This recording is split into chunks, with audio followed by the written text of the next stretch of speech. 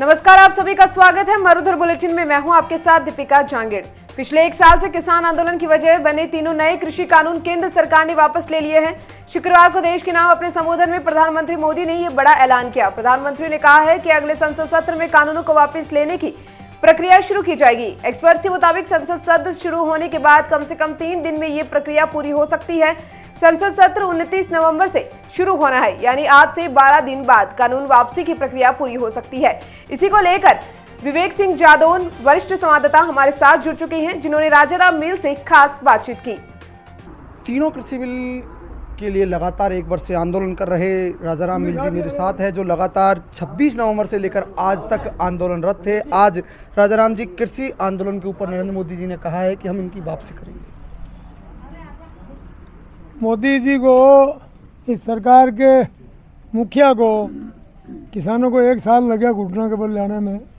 किसान, मेहनतकश मजदूर, मध्यम वर्ग के व्यापारी, जिन लोगों ने हमारे को वहाँ जो लंगर लगाए, जिन लोगों ने सेवाएं की, मैं सबको बहुत बहुत बधाई देना चाहता हूँ।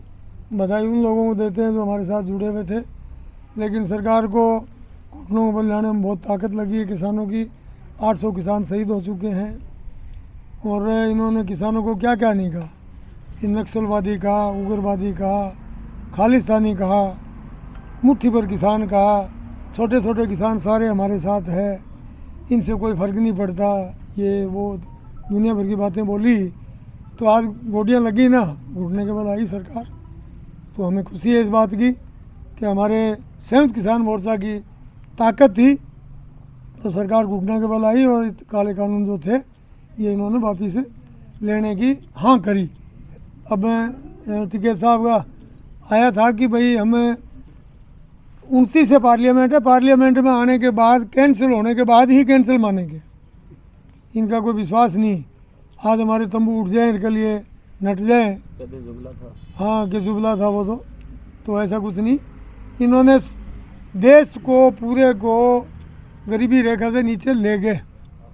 इनकी सोच है कि आरएसएस राज करे, अडानी और अंबानी देश के मालिक रहें, बाकी सब इनके मजदूरी करें, कोई पकौड़ा तले, कोई भीख मांगे, कोई भूख मरे।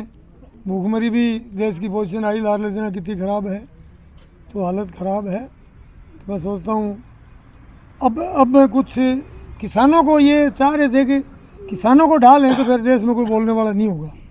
लेकिन किसान मजबूत रहे, पैरों पे खड़े रहे और आज सरकार को हार मनाई है, ये हाँ करी है इन्होंने। अभी एमएसपी बाकी है, अभी देखो आने वाले समय और जो होगा।